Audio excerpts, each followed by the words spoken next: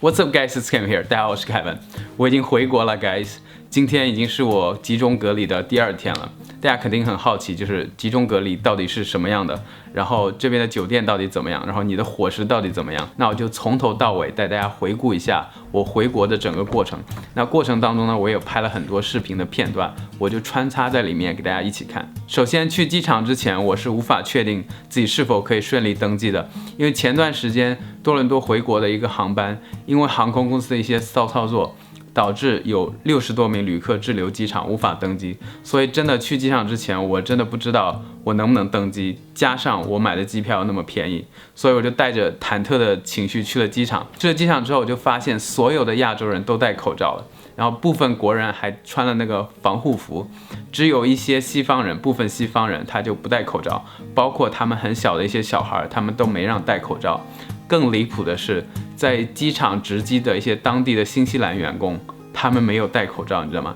他们每天要接触多少的乘客，就大概1米多的距离，他们竟然不戴口罩。讲真，我真的有点替他们的安全担心。Anyway， 在排了1个小时的队伍之后，我终于拿到了我的登机牌。这时候我的心情终于可以放松下来了。接下来我来讲一下上飞机的过程。我原本以为上飞机之前要测体温，如果测了体温发现你有症状，发烧等等，你应该上不了飞机，对不对？结果没有测体温，反正我那班是没有。然后上了飞机之后，飞机起飞之后他才测体温，所以我当时上去的时候还是有一些紧张的。我在想说，万一我旁边的人刚好发烧怎么办？所以还是有一些担心，但是我在想，可能是出于其他的一些考虑，想让所有的中国人都回家，可能是这样的考虑 ，I don't know。然后上了飞机之后，我原本以为所有的乘客都是隔着坐开的，对不对？结果反正我坐的那个客舱的部分，人是全部坐满的，我左边、右边、前边、后边全部都是坐满的。我给大家看一下视频。但怎么说呢？我相信航空公司应该已经尽力了，他不可能有位置还让你全部都坐在一起，对不对？反正可以回家了，我就开心，所以我也觉得无所谓。那在坐飞机的整个过程当中呢，我没有喝水，我也没有上厕所。那吃东西是怎么吃的呢？我很饿的时候呢，我去找到了一个没有人的角落，然后就快速把2个面包塞到嘴里，然后我就把口罩戴上了。这就是我在飞机上吃的所有东西了。然后在飞机上呢，我们原本就看电影有那个配的耳机嘛，对不对？结果他们就不发了，说因为疫情的关系就不给你发耳机了。所以我在飞机上看电影的时候是没有声音的，然后就看画面，看了2部电影这样。那接下来我给大家讲一下下飞机的整个过程。我以前听很多人说下飞机要很久，可能要等个几个小时，但我们那个飞机的话，一是因为凌晨到的，第二加上最近的航班很少，我们大概不到30分钟，所有人都下了飞机，所以还是很快的。那下飞机的话，总共有3个部分。第一个部分的话，就是询问你的个人旅行史，包括你个人的一些情况。那这个我就不多讲了，很快的。第二个部分是比较酸爽的部分，就是核酸测试。那核酸测试要怎么做呢？就是小姐姐会拿一个小棉签在你的鼻子里面转啊转啊转，获取一些鼻液，然后再拿一个东西去你的咽部，然后获取一些液体。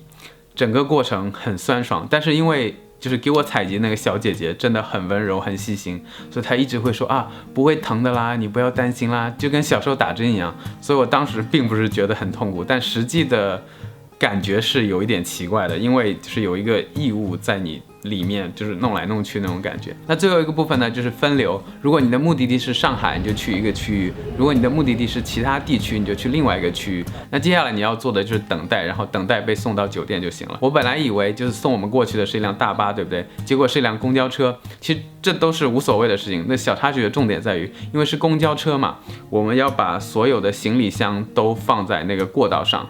然后这时候工作人员小姐姐非常非常辛苦，她要给我们填一些信息表啊什么的，然后人要过来啊什么的，她就要翻山越岭的翻过一个个行李箱，给我们填写信息或记录一些信息。所以我觉得工作人员真的很辛苦。那接下来我们就到酒店了，对不对？那我的隔离生活就正式开始了。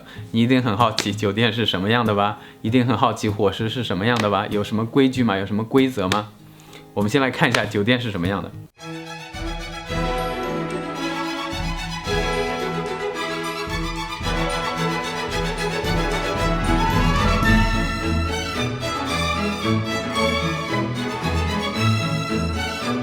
等一下都是跟大家开玩笑的，接下来才是真正的酒店展示。Hey guys， 我现在已经到了集中隔离的酒店了，给大家看一下这里有什么吧。右边是一个卫生间，对，是卫生间，这是淋浴房。然后外面的话是这个样子的，耶！等一下，一定要给你们看一下这个。你以为这里是风景，结果这里是对面的房间，有一点点尴尬。我感觉我在这里干什么，对面的人都能看得到。Oh no！ 但是房间怎么说还行吧，但是能看得出来这房间已经很久没人住过了，因为柜台上面这些其实都挺脏的，给大家看一下，上面其实都是灰。对，我要在这里待14天 ，guys。What do you think?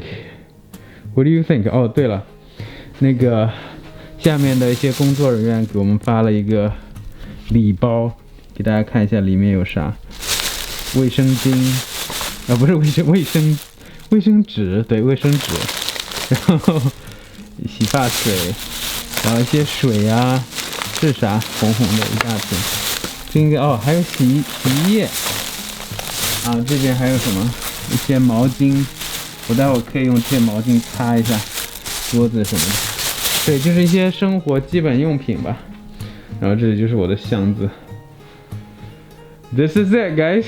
我要在这里待14天。那住在这边是这样的，酒店呢是200块一天。伙食是50块一天，那不同的区域肯定也不一样。比如说我有个朋友，他那边的伙食是100块一天，可能比我这边好，但我这边呢就比较省钱这样。那这边的规矩是这样的，你不能订外卖，但是你可以订快递，你可以在淘宝上买东西，然后他们会帮你快递拿过来。那在隔离期间的话，你是不允许出房门的，然后在房间里你也要每天2次记录自己的体温，记录自己有没有其他的一些症状，然后上传这样。最后我要给大家看一下我每天50块的伙食是什么样的，给大家看一下我的第一顿饭有什么呢？这边好像是一个糖醋里脊，这个是青椒炒蛋，这边是萝卜，这边是青菜，然后还有米饭，最后呢还有一罐酸奶。第二顿饭这边是一个糖醋烤鱼应该，然后这边是西葫芦炒蛋，这个是笋干，然后这个是白菜。第二天的第一顿早饭，这个是粥，然后这个是紫薯，这个是油条，这个是包子，还有鸡蛋。那今天视频就到此为止了，希望大家通过这个视频呢，了解从回国到集中隔离的整个过程。那如果你有任何疑问的话，也可以留言告诉我。如果你喜欢这个视频，记得转发和订阅。那我们下期再见 ，peace。